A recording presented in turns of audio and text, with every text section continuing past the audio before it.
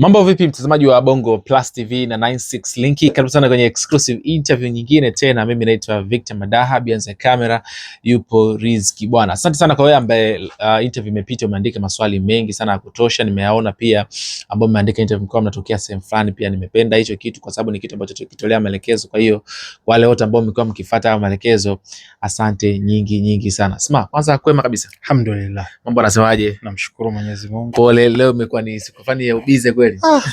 Yani watu hawajui vitu ambavyo tunafanya kwa ajili kuhakikisha kwamba tunawapa vitu ambavyo wanategemea kutoka kwetu. Nadhani nakumbuka kwenye message, yani jinsi nilivyochoka kweli. Maki asubuhi nimeanzia interview nyingine alafu hapa yani unaniambia kwa njia, nadhani kutumia message umeshaanza safari, ungeniambia sijaanza. Nimeambia tufanye hata kesho kabisa. Lakini watazamaji wetu wanategemea vitu kutoka kwetu, inabidi tuwape. Yes. Naam. Smart, taarifa kubwa ambayo sasa hivi inagonga vichwa vya habari vya vyombo vya habari ni taarifa ya jana ya Rais wa Irani Masoud Pezeshkian. Alizungumza kwamba watasitisha kuzishambulia nchi jirani, na akasema kwamba endapo wakiendelea kushambulia watawashambulia, lakini so far sasa hivi watasitisha. Lakini baadaye tukashuhudia baadhi ya nchi kadhaa zikishambuliwa ikiwemo Dubai Airport na maeneo mengine tofauti. Pengine hii inamaanisha nini hasa kauli yake? Kuna mstari mmoja ambao ndio muhimu kushinda mambo mengine yote aliyosema, kwamba vikosi vyetu vilikuwa vina maelekezo yake. Ilipotokea mashambulizi ya kuwawa kwa Khamenei na nini, vika take action. Hii inamaanisha nini? Ndio yale niliokuwa naongea kwamba kuna kitu kinaitwa SOP, Standard Operating Procedure. Kila jeshi na utaratibu wake, na hicho alichokifanya ndio kuna kitu kinaitwa fragmentation, kwamba kila kikosi inapewa uhuru wa autonomous kufanya kazi binafsi. Kutokana na kauli hiyo, nilivyoelewa ni kwamba mashambulizi yote yaliyofanyika mpaka kufikia kauli hii, vikosi vilikuwa vina act kwa hiari yao wenyewe kutokana na targets ambazo wamewekewa. Mashambulizi yote hayakuwa yanatokea kwenye Central Command. Lakini hapa alichokisema kwamba majlis sasa imekaa, nadhani washamteua, tunafahamu kwamba wameshamteua Supreme Leader ambaye ni Mujtaba, mtoto wa almarehemu Shahid Khamenei. Kwa hiyo majlis sasa imekaa, imewapa maelekezo mapya kwamba kuanzia sasa hivi kuna utaratibu mpya. Either amri itakuwa inatoka direct kutoka kwenye command center, au wamepewa maelekezo mapya hata kama wana act autonomously binafsi, lakini kuna maelekezo mapya. Hiyo ya kwanza. Ya pili, alimalizia kwa kauli ya vipi baada ya kuomba msamaha? Aliomba msamaha, kaomba radhi, akawaambiaje, endapo tukiona mnaendelea na taratibu za kutushambulia ama kuwasaidia Marekani, tutashambulia tena. Alafu kilichotokea ni kitu gani? Wakashambulia. Basi majibu yapo kwamba yani kwa ufupi, Iran imeziambia nchi za jirani kwamba sisi hatuna shida na nyinyi, sisi tuna shida na huyo mdudu ambaye yuko kwenu, kwa sababu anatusababishia madhara sisi. Kwa hiyo iwapo mtaweza kwa njia moja au nyingine kuzuia Marekani na Israeli wasitushambulie kutoka kwenye ardhi zenu, sisi hatutokushambulieni. Iwapo kuna shambulizi litatoka kwenye ardhi yenu, basi mnajua kitu gani kitakachotokea. Kwa hiyo ndo hicho. Ameshambulia nchi gani? Dubai. Ina maana basi kuna mashambulizi yalitokea Dubai. Umeona? Kwa hiyo yakitoka, kwa hiyo ndo hicho. Sasa hapa utaona kuna baadhi ya nchi naamini wataweza kuizuia Marekani isishambulie kutoka katika nchi yao. Hatutaona mashambulizi ya Iran. Ila nchi yote ambayo itashambulia itatumika kutokea nchini kwao, basi watakutana na mziki wa Iran. Lakini kwa upande mwingine, mataifa haya ya Kiarabu leo yanatarajiwa kukaa kikao ambacho watadiscuss kwamba waangalie namna moja ama nyingine kama wataweza kutake action, kwa maana kuchukua sasa hatua zingine za kijeshi kuhusiana na hichi ambacho Iran imeendelea kukifanya. Unajua wao wanachokifanya, kuna kitu kinaitwa the elephant in the room, kwamba mada kuu wanaikwepa. Mada kuu ni kwamba Marekani na Israeli wanatumia nchi zao na ardhi zao kuidhuru Iran. Sawa? As long as tatizo hilo lipo, response kutoka kwa Iran itaendelea kuwepo. Kwa hiyo wao, njia rahisi ya kumaliza na kujiweka salama ni wao kuwazuia Marekani na Israeli wasitumie nchi zao. It's as simple as that. Lakini wanakwepa hiyo, wanataka kuangalia kwamba na wao wajibu vipi mashambulizi. Na wanajua, sio kwamba hawajui, wanajua wakishambulia Iran anaweza kuwadhuru wao zaidi kuliko wao watakavyomdhuru Iran. Sio kwamba Iran hatadhurika, atadhurika, miundombinu itaharibika, lakini hebu fikiria leo hii Iran apige ile Burj Khalifa ile. Umeona? Fikiria apige kuna ile hoteli yao moja imenitoka au zile Palm Jumeirah. Sawa, apige yale maeneo yale. Unafikiri hasara zake sio tu za kifedha, athari zake hata za yani reputation. Watu wengi, kwa sababu mabilionea wengi sana wanakimbilia Dubai. Wataona it's no longer, sio sehemu tena salama. Na hata uwekezaji watakuwa wanajifikiria mara mbili kwamba kikinuka tu Iran anaweza katutia alafu kuna madata center mengi pale. Kwa hiyo sio kwamba hawana uwezo wa kumshambulia, wanaweza, lakini wanajua kwamba Irani mziki wake utawasababisha madhara makubwa. Alafu wao ni nchi ushakusikia mara mwisho Dubai kapigana lini? Hapana, sio kabisa. Bahrain, Kuwait hawajai kupigana. Yani nadhani tangia viongozi wao wamezaliwa na watoto na wajukuu hawajui hata vita vikoje, wanasikia tu kule. Irani mwaka juzi Irani ashazoea, kapigana miaka 8 na Saddam na Iraq pale. Sawa, kashakutana hizo sabotage kila siku, viongozi wake wanauawa. Yuko kwenye wanaita sanction zaidi ya miaka 45. Kwa hiyo wao hali ile sio ngeni, lakini huku hali hiyo ngeni. Na nishaongelea kuna issue ya reaction time. Zile nchi ziko karibu sana, reaction time yake ni ndogo sana iwapo Irani ataamua kuwadhuru, kwa sababu Israeli yuko mbali sana, lakini mzigo unafika na una blue tick. Umeona?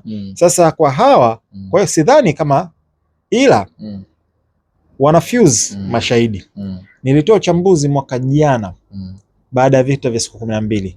Nikasema silaha ambayo imejificha ya Zionisti kuishambulia Iran ambayo huenda ikawa na madhara ni Waazeri, Azerbaijan. Hiyo ndo silaha ambayo huenda ikasababisha mtikisiko, kamtingisa kidogo, na itakuwa ni ground force. Sasa tumeona kwamba Mzayonisti kamshambulia Mwazerbaijani, alafu akasema imetoka kwa Iran, na Iran katoa kauli kasema sio sisi. Na tumeona kwamba kuna mashambulio yalifanyika kwenye kambi ya Uingereza ya Cyprus. Uingereza wenyewe wakatoa kauli kwamba mashambulizi haya sio ya kutoka kwa Irani. Tumeona kwamba Saudia, Bahrain wamekamata maagents wa Mossad wakijaribu kulipua. Kwa hiyo tunafahamu kuna false flag hapa, yani inajulikana. Na historia ya false flag kwa Irani kwa Mzayonisti inajulikana muda mrefu sana. Nishaingelea USS Liberty, London walichokifanya, Iraq walichokifanya na kwingineko. Kwa hiyo sasa hivi Mzayonisti anavyojaribu kufanya ni kuingiza nchi zingine ikiwepo Waazeri, ikiwepo Wakurdi na wengineko. Kwa hiyo kitu ambacho naona huenda nchi za Kiarabu zikashawishika baada ya kushawishiwa kwa Uingereza na Marekani kwamba kuna sisi Waingereza na Marekani, nyinyi mkijiunga, mkiongeza mashambulizi huku Wakurdi na Wazibaijan wakiingia, tunaweza tukamzidi huyu. Umeona Kwa hiyo ni moja ya scenario ambayo huenda ikapelekea vita vikabadilika vikaingia kwenye sura nyingine, lakini hiyo ni kitu ambacho naiona itakuwa inajulikana kama guaranteed mutual destruction, ambayo mara nyingi wanayo wenye nuclear triad, Urusi na Marekani au wengine, najua kuna wengine wana nuclear, lakini zaidi maasimu wakuu ambao ndo wana nguvu zaidi ambao ni Mrusi na Marekani wana hiyo kitu kinaitwa guaranteed mutual destruction. Na iona the same concept ikitokea, iwapo nchi za Kiarabu na Waazeri na nchi zingine zikiamua kuichangia Iran. Hii ikoje hiyo? Guaranteed mutual destruction ni kwamba wewe unaweza ukanipiga mimi lakini nakuhakikishia na mimi nitakupiga. Kwa hiyo hakutokuwa kuna mshindi. Kwamba wewe una bunduki, mimi nina bunduki. Kwa hiyo utanipiga na mimi nitakupiga. Tutauana. Ndio hiyo guaranteed mutual destruction, kwamba Marekani anaweza kutumia nuclear zake. Kuna aina tatu. Kuna silo based ambayo ni ICBM, kuna aircraft launch ambazo ni baadhi ya cruise missiles na zingine zinaletwa na B2 pamoja na B2 Lancer zile pamoja hizo B52 na zinginezo ambazo ni air launched. Lakini kuna submarine launched ambazo zinatokea kwenye submarine. Hizo ni nuclear triad ndo zinajulikana. Kwa hiyo ni ngumu kuzizuia. Ila kitu ambacho ni cha uhakika, utanipiga lakini na mimi nitakupiga, kwa sababu mimi pia nina mifumo hiyo hiyo. Na hizo nuclear triad zote ambazo ni redundancy. Umeona Alafu Mrusi ana dead man's hand ambayo ni hatari sana. Kwa hiyo huku ndo ninachokiona kwamba Irani atakapoona kwamba nimevamiwa na huenda nisitoboe, atasema kama tuzame wote. Na hiyo concept hiyo anayo nani? Anayo Israeli. Ana kitu kinaitwa the Samsung option. Yes, kwamba tukizama tuzame wote. Yes. Lakini sasa kuna hili ambalo linaendelea kwa sasa hivi, nimeliona kwa pande zote mbili. Israel anashambulia sasa hivi nishati ya mafuta kule Irani. Iran anafanya the same. Madhara yake katika hili yakoje? Sasa nimemsikia hata spika wa bunge wa Iran alizungumza kwamba hiki kinachoendelea kitakuja kuua uchumi wa Irani. Pengine sasa kwa pande zote mbili, kwa madhara haya unaonaje sasa? Sio Irani peke yake, hata kwa wengine kwamba ni sasa una shamba lako ambalo ndio unachukuaga chakula pale. Mimi nikija nikiliwasha moto, wewe hutopata chakula. Lakini ukiwasha moto shamba langu na mimi nitawasha moto shamba lako, kwa hiyo wote tutakufa njaa. Ndio hiyo ninachokwambia guaranteed mutual destruction. Ni doctrine ya kijeshi kwamba kitu pekee ambacho kinakuzuia wewe usinishambulie mimi ni kwa sababu unajua mimi na uwezo wa kukushambulia. Umeona wewe una bunduki. Unajua ile nyumba ile pale kuna mali nataka nikavamie. Lakini jamaa ana bunduki. Japokuwa mimi nina bunduki, lakini jamaa ana bunduki. Kwa hiyo tukienda pale kitawaka. Kwa hiyo hiyo ndio guaranteed mutual destruction. Kwa hiyo nilishasema na ninarudia. Israel na Marekani wanachokifanya sasa hivi, objective zao hawafikii malengo yao ya kijeshi.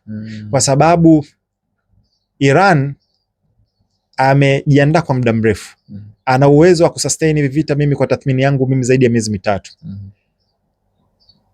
Teherani sasa hivi hakuna any command and control center yoyote ya muhimu ndani ya Teherani. Wote wako mapongoni kule.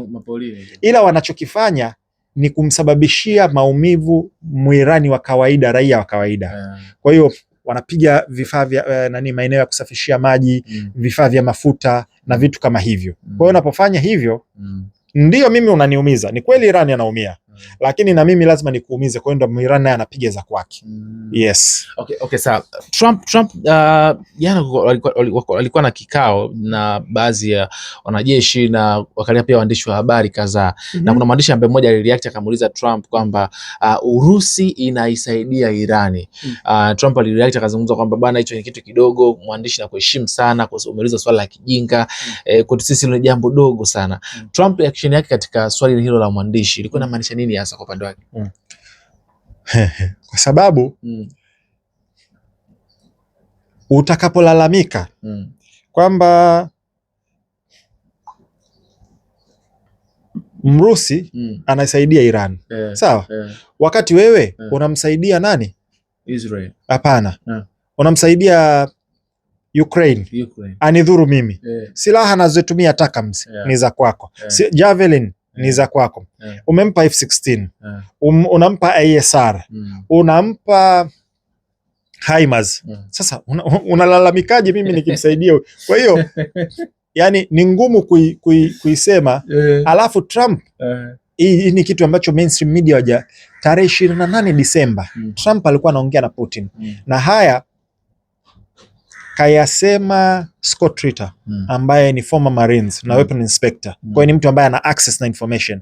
Tarehe 28 mwezi wa Disemba Trump alikuwa anaongea na Putin kwenye simu. Wakati wanaendelea kuongea CIA ikaipa taarifa Ukraine. Ukraine ikalaunch makombora madrone kama 90 kuelekea sehemu ambayo alikuwepo nani? Alikuwepo Putin ambayo ni Valdai. Umeelewa? Kwa hiyo fikiria Trump anaongea na Putin. Alafu CIA inaipa Ukraine taarifa za alipo Putin wakati anaongea na simu, wakashambulia kwa drones 90. Wewe unafikiri inaleta picha gani hiyo? Umeelewa? Kwa hiyo anaanzaje kulalamika kwamba Mrusi anasaidia Iran? Na hii ilishai kugusia kipindi cha nyuma. Trump Urusi washai kusema Marekani wanasaidia wapinzani wetu ambao ni Ukraine kutudhuru sisi na sisi tutaanza kuwasaidia wapinzani wao. Na hizo washazifanya sio mara ya kwanza. Kwa Houthi pale Syria, Yemen na kwengineko. So ndo maana Trump yule akashindwa kaamua kujipotezea, lakini Steve Witkoff anasema kwamba kaiambia Urusi iache kuipa msaada wa kiintelijensia Iran, kwa sababu niliongelea wakati vita tu vimeanza, nikasema hamja notice accuracy ya Iran kwenye hivi vita. Mashambulizi yake yako pinpoint. Ni kwa sababu anapewa kwanza kapewa Beidou navigation na guidance system kutoka kwa Mchina, lakini Mrusi pia. Kwa hiyo wale ambao wanajiuliza bana mbona Urusi na China wasaidii, nadhani uelewa wao ni wameona. Na hii inamsababishia madhara makubwa sana, inamuumiza sana nani Mwisraeli na Marekani katika hii msaada ambao Iran anaipata. Kwa hiyo bila ile Iran hana guidance system na ISR top notch kama alionayo Mchina na Mrusi. Kwa hiyo kile ambacho hata Masudi pia alizungumza kuhusu ile, nadai kwamba aliongea kwa njia ya simu na Putin kuhusiana na hili. Yes. Wale si wanasaidiana, wana strategic partnership wanayo. Hawana mutual defense pact. Yes. Lakini wana strategic partnership. Wewe uone hata makombora ya dunia nzima. Hakuna mtu ambaye ana teknolojia bora ya makombora kama Mrusi. Ana best of the best. Na hata inapokuja engine, hata Marekani anatumia RD-28 ni engine bora, zinaheshimika dunia nzima za rocket za Mrusi ambazo anazitumia hata NASA na wengineo. Sasa hivi amekuja Falcon na SpaceX na Falcon na Jeff Bezos na Blue Origin na wengineo, lakini still bado Mrusi is best of the best. Na inakuja pia ndo maana ndo wa kwanza kuwa na hypersonic weapons. Umeona ana Oreshnik kwa hiyo kwenye makombora Mrusi is the best, anafuatiwa na Mchina. Sasa angalia maajabu ambayo anayafanya Iran sasa hivi, capability yake. Unafikiri kaitoa wapi? Kaitoa kwa mwanae, kwa sababu wana mutual defense pact, lakini wana unajua Mwirani anampa Shahid drones alikuwa anampa amezi license. Sasa hivi Mrusi anazimanufacture kwake, tena kazichukua zile Shahid drones kaziboresha, sasa hivi ziko bora. Na ana Shahidi zingine ambazo ni za kisasa sasa hivi kushika zile 131 ambazo ni turboprop, anazo ambazo ni jet powered. Umeona? Kwa hiyo watu wasichokijua, hata zile ni teknolojia ambayo iko very advanced, ambayo ni MIRV, multiple independent reactive reentry vehicle. Ni kombora moja ambalo linakuja alafu linajigawa. Ile ni very advanced technology ambayo Muiran amethibitisha kwamba anayo. Wa scientist wake waliokuwa wanaifanyia hiyo kazi waliuawa na Mwisraeli. Kwa hiyo logic inaniambia teknolojia hiyo atakuwa kaipata kwa Mchina na Mrusi. Umeona Lakini ukiacha hiyo kuna quasi ballistic missiles ambazo ni maneuverable, inaenda inakata kona, ni almost impossible kuidungua. Yes. Yeah. Lakini kuna hizi kauli ambazo Trump amekuwa akizizungumza zimekuwa zikileta utata hasa katika maendelezo ya hivi vita. Amezungumza kwamba Uingereza wale warudishe meli zao kwa maana ya kwenda kuisaidia la nini hivyo, nakuja wakati ambao mimi tayari nishashinda vita, kwa hiyo siwataki. Si umeelewa? Kuna hizo zimekuwa na hizo mvutano, lakini kwa upande mwingine pia amekuwa akiwaambia Iran waweze kujisalimisha, waweze kuimaliza hivi vita kwa namna moja ama nyingine. Kauli zake Trump zinamaanisha nini hizi? Sasa wewe unajua unapigana na mtu afa nakupelekea moto, ambaye jisalimishe na wakati mtu anazidi kukupelekea moto. Umeona? Kwa sababu ulijiona labda kubwanyanya nini ile. Unamwambiaje ajisalimishe? Yani Irani ashaonesha anapeleka moto na uwezo wa kuvumilia anao. Alafu sasa hivi unamwambia kwamba ajisalimishe. Yani unaonesha kwamba unatafuta pa kukimbilia. Unajua, ngoja nikutolee tu baadhi ya nikupitisheni. Marekani ilisema tunafikiria kupeleka jeshi la ardhini. Iran alimwambiaje? Njoni, tunakusubirini kwa hamu, leteni ya majeshi ya ardhini. Marekani akamwambia surrender unconditionally, kwamba mujisalimishe bila masharti yoyote. Iran akasema hatuwezi kujisalimisha kwenye the Epstein class. Yani Epstein class ni wale ni waiteje? Wadau wa mafaili ya Epstein. Umeweka vizuri sana. Wadau wa Epstein. Yani sisi tujisalimishe kwa wadau wa Epstein ni kitu ambacho hakiwezekani. Trump akasema Iran anataka tuongee. Mwirani alichomwambia, akaambia haiwezekani. Yani akamuonesha tu dole gumba, yani kwamba hamna kinachotokea. Marekani akasema tunataka regime change hapo na tutasaidia Iran kuchagua kiongozi mwingine. Unajua alivyomjibu? Akaambia wewe umeshindwa hata kumchagua kiongozi wa New York ambaye ni Mamdani, ambaye Mamdani anamchana kabisa Iran, Trump black and white. Alafu unataka kuja kuchagulia huko taifa hili, taifa la wamba. Umeona? Marekani anamtishia Trump huyo kwamba kuna wimbi kubwa la mashambulizi linakuja. Trump, Iran akamwambia safi, na majibu yake pia yatakuwa ni makubwa. Kwamba nyinyi mnaleta mziki mkubwa, lakini majibu yake yatakuwa ni makubwa vile vile. Kwa hiyo hizi kauli za Trump, unamtishaje mtu ambaye atishiki? Ngoja nikwambie kitu. Iran, niligusia kidogo kwamba huu ni mwaka 45, wako kwenye vikwazo. Washazoea kuuawa mascientist wao, viongozi wao na nini na vitu kama hivyo. Washazoea yale maisha magumu. Alafu ni nchi ya kiitikadi, ni nchi ya kiimani. Sawa? Kwa hiyo wanaamini kwamba mimi nikifa ninaenda peponi. Sawa? Anaamini kwamba nikifa wakati natetea nchi yangu na kufa shahidi. Yaani mtu kama huyo huwezi ukamtisha, kwa sababu huna kitu cha kumpa.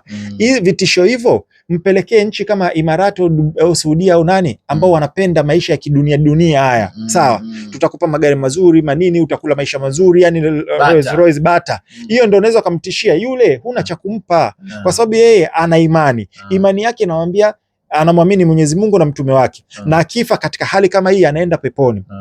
You have nothing to offer them. Hakuna kitu ambacho unaweza kumofa ikamfanya aache kumtoa kwenye itikadi yake ya kwanza. Na ndio hicho Taliban wale wanapigana jihadi. Ndio maana wamepigana na Soviet Union mpaka Soviet kachemka, kaondoka. Kaja ya Marekani miaka 20 wamepambana na kamaliza, kaondoka. Taliban wako pale. Ile ni itikadi, ni imani. Sawa? Sasa Iran kapigana miaka 8 dhidi ya Iraq, ambaye Iraq alikuwa anawezeshwa kila kitu anachokitaka na Marekani. Sawa? Iran alikuwa hana chochote, hali yake ilikuwa nguvu, nani yake hali yake ya kiuchumi, ya kijeshi ilikuwa dhaifu. Lakini walikuwa ndo nakwambia itikadi, wanapigana na moyo. Wameuawa wengi sana, zaidi ya 1,000,000. Lakini wametoboa. Walipigwa mpaka na silaha za sumu za kikemikali ambazo Marekani ilimpa Saddam azitumie. lakini wame survive. Khomeini alikuwa mstari wa mbele anapambana kule. Ndio maana ule mkono wake unaona ile alikuwa marehemu Khomeini, mkono wake mmoja ulikuwa ufanye kazi kwa sababu ya vitani ile. Alijeruhiwa kiasi kwamba hawezi tena kufanya kazi. Okay. Yani ndo ninachotaka kukwambia, lazima ujue mentality ya hawa watu ikoje. Ngoja kuna kitu kimoja nione kama nitakipata hapa nikuoneshe. Yani bila kuielewa mentality ya Iran huwezi ukaelewa. Yani ukiwachukulia wa Irani ni kama sisi ambavyo tunavyo pambana hivi kawaida, ni ngumu sana kuelewa. Ni ngumu. Natamani nikuoneshe.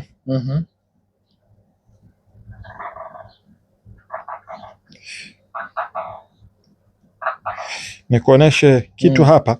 Yani mimi nachotaka ni watu waelewe mentality ya Wairani ikoje, ili waelewe ni mtu wa aina gani na kwa nini inakuwa ngumu sana kuweza kupambana na huyu mtu. Kuna nani fulani hapa niliona ambao ndo msimamo wao. Hii hapa. Sawa. Haya ndo maneno au ndo itikadi au ndo kauli mbiu za Mashia. Sawa. Hii ya kwanza. Far from us, far from humiliation. Mtu yote ambaye yuko mbali na imani yao na harakati yao yuko amedhalilika. Sawa. Nyingine nasema I saw nothing but beauty. Sijaona chochote zaidi ya beauty, ni uzuri katika mapambano yake na msimamo wao. Anasema hivi, sasa sikiliza hii kauli. A person like me can never pledge alliance to a person like you. Mtu kama mimi, mwenye imani kama mimi, mwenye Mungu kama mimi, siwezi kuja kukupa kinyume cha usaliti. Ni vipi? Loyalty kwa Kiswahili tunasemaje? Loyalty, uaminifu wangu na ahadi yangu, naona kiapo changu kwa mtu kama wewe. Sasa ukielewa watu wa hivi, anakuambia there is no warrior like Ali and no sword like Zulfikar. Death is sweeter to me than honey. Kwamba kifo kwangu mimi ni kitamu zaidi kushinda asali. Sasa hizi ni baadhi ya kauli mbiu za Wairani. Sasa mtu kama huyu unadhani utamtishia hivi vitu vidogo vidogo? Ndio maana wameweza kusurvive muda wote huu. Ni mtu ambaye anaweza kaimili kwa sababu ya imani yao. Ndio maana nikaambia hamna kitu chenye nguvu kama imani. Hivi sima katika imani hapo. Trump unajua juzi aliita wachungaji na manabii White House pale kumwombea katikati ya hivi vita. Ilikuwa inamaanisha nini ile kwa Trump? Nimetoa makala ambayo yapo tena, yalikuwa yanatoka siku ile tulikuwa hapa, ambayo inaitwa Iran versus Freemason. Nashauri sana watu waende wakaangalie. Humo ndo nimeivunja na nimeelezea, nikasema hivi vita ni vya kidini lakini watu hawavijui. Sawa. Na nimeweka na ushahidi upo hapo. Viongozi wa kijeshi wa Marekani wanaambia wanajeshi wao wale wa chini kwamba Trump amechaguliwa na Mungu, anointed by Jesus, amechaguliwa na Yesu kuanzisha vita ambavyo vitakuja kuleta Armageddon. Kwa sababu gani? Armageddon ndio itakayopelekea Mesaya arudi, o Masihi arudi. Kwa hiyo Wakristo wanamsubiri Isa bin Maryam na ni Yesu Yoshua, Waislamu tunamsubiri Isa bin Maryam ambaye ni mtu mmoja. Sawa. Kwa hiyo wameiweka hivi vita viko kiimani. Peter Hegseth ambaye ni waziri wa vita wa Marekani ana kitabu chake ambacho kinaitwa The American Crusade. Crusade ni vita vya kidini. Kwa hiyo wanapigana vita vya kidini, lakini nje tunaambiwa kitu tofauti.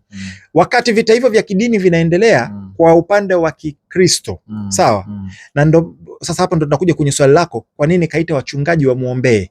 Kwa sababu nimesha kutengeneza. Yani Trump tangia anaingia amewekwa kidini kwamba karudi, anarudisha Biblia isomeshwe kwenye mashule, kwamba anakataa jinsia zile ushoga na nini, kasema kuna jinsia mbili. Umeona Biblia na Ukristo na vitu kama hivyo. Kwa hiyo ameletwa kama yuko kwenye nani ya kidini hivi.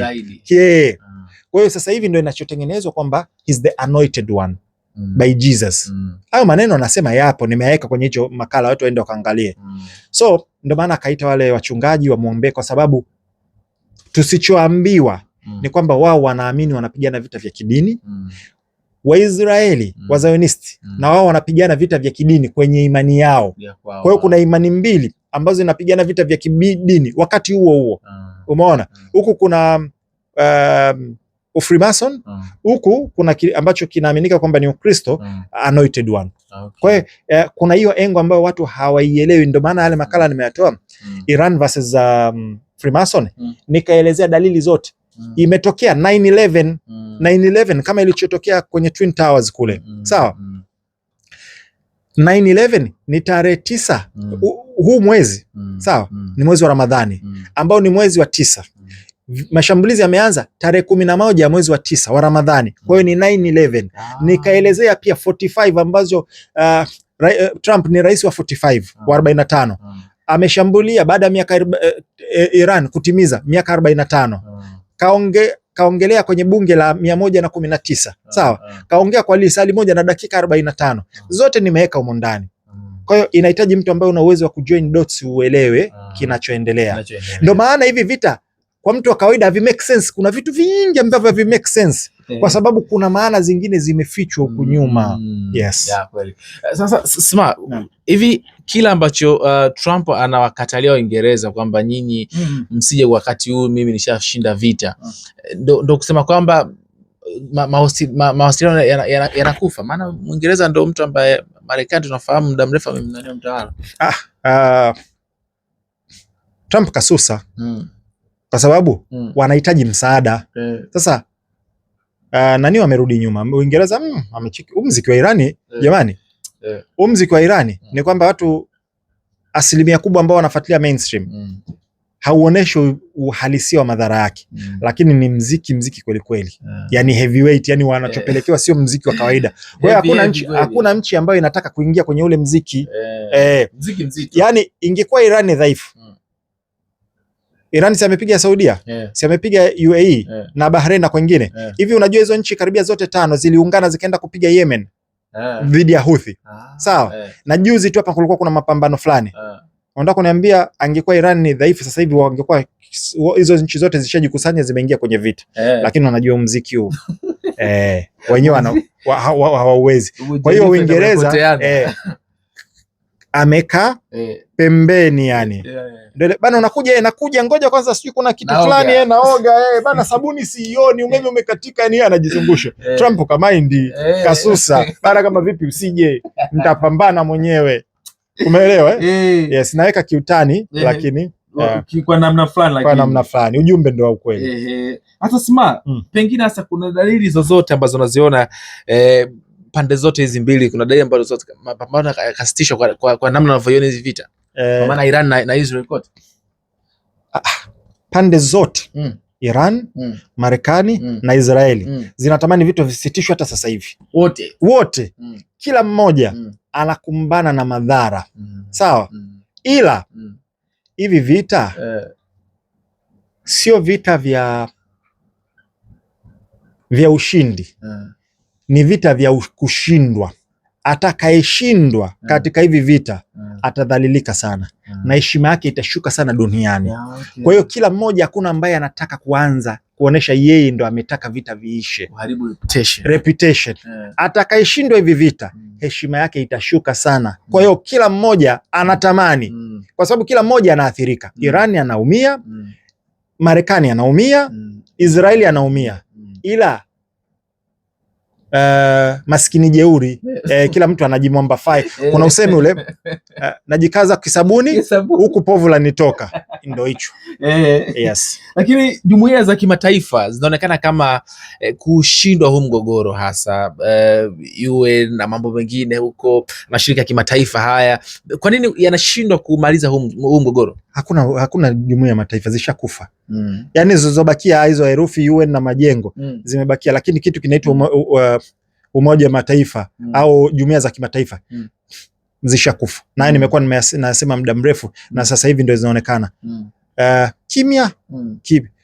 Alafu hiyo ya kwanza, ya pili umesema na wengine na Ulaya.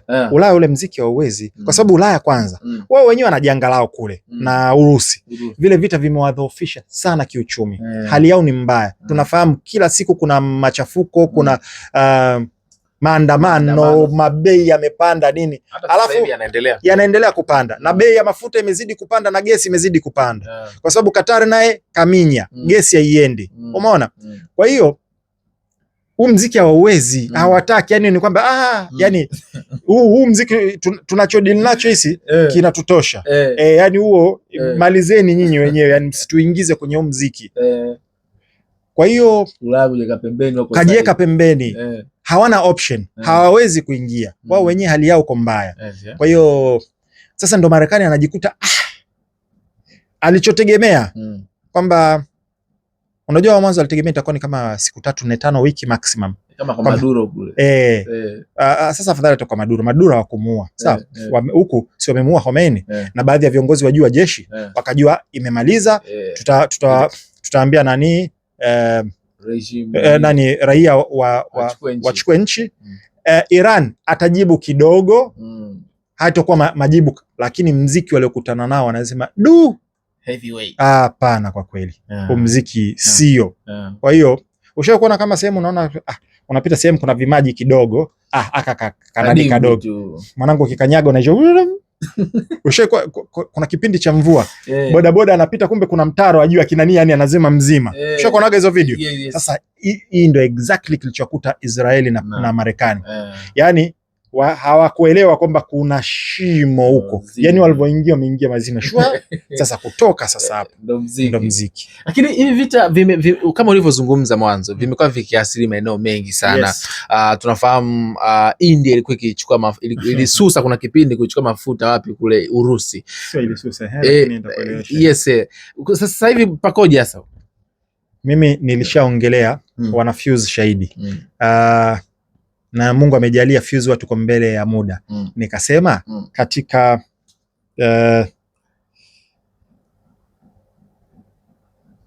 BRICS the weakest link ambaye itawavuruga ni India. Niliongea hili na nikasema na wana fuse ni mashahidi, wanaweza ka comment hapa. Amna mtu wa unreliable kama Muhindi.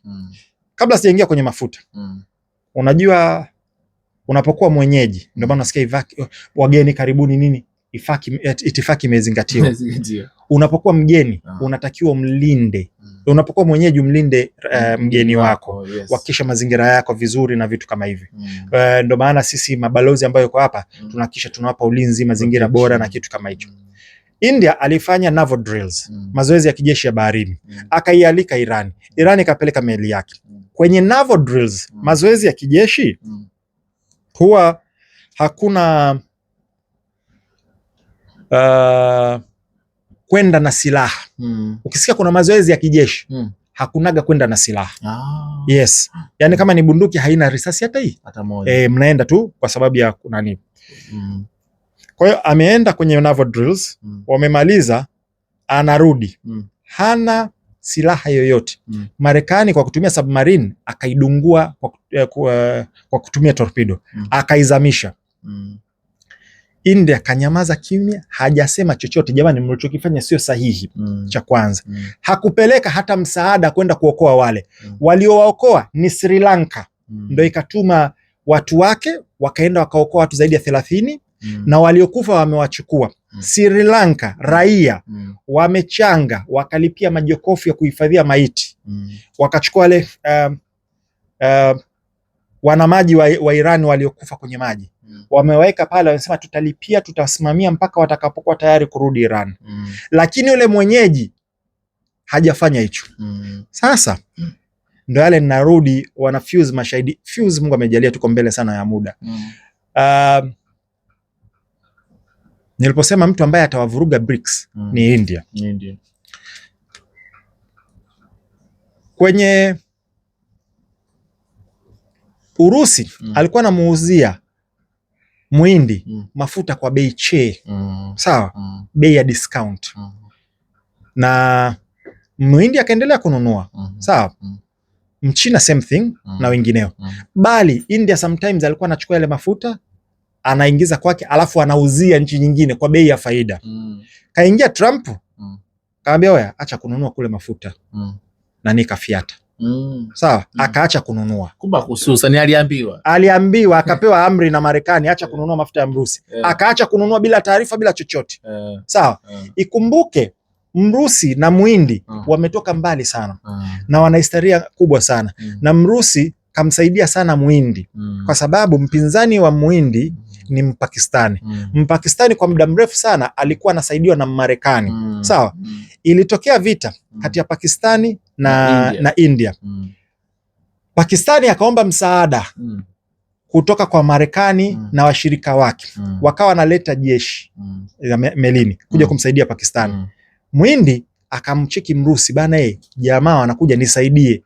Mrusi akatuma submarine zake faster, zikaenda zikapita chini chini, zikatokea alafu zikatokea kwa juu, zikazuia msaada wa kijeshi kutoka Marekani na washirika wa Pakistani zisiingie. Wakaacha wapige watu wawili, Pakistani na Muhindi. Umeelewa? Sasa ni very reliable partner. Asilimia kubwa ya silaha za Muhindi zimetoka Urusi. Ana Su-30, ana Su-27, ana MiGs, ana S-300, ana S-400. Brahmos zimetoka kwa Mrusi na silaha nyingine nyingi zimetoka kwa Mrusi. Kwa hiyo ni mshirika wake wa kimkakati. Sawa? Kamsaliti. Sasa ikaibuka la kuibuka. Unajua leo usiache mbachao kwa msala upitao.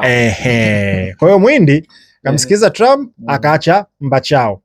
Basi imezuka vita vya Iran. Mafuta hayaendi kwa Muhindi. Kadata. Marekani akamwambiaje Muhindi? Basi nakupa ruksa mwezi mmoja kanunue kwa Mrusi. Umeelewa? Kaenda kwa Mrusi. Mrusi kaambia sikiza, ule ushikaji sasa hivi umeshakufa. Wewe si ulienda kule, si uliamua kuhama timu. Sasa hivi nakuuzia bei ya kawaida na nakuuzia bei ya sasa hivi iliyopanda. Umeelewa?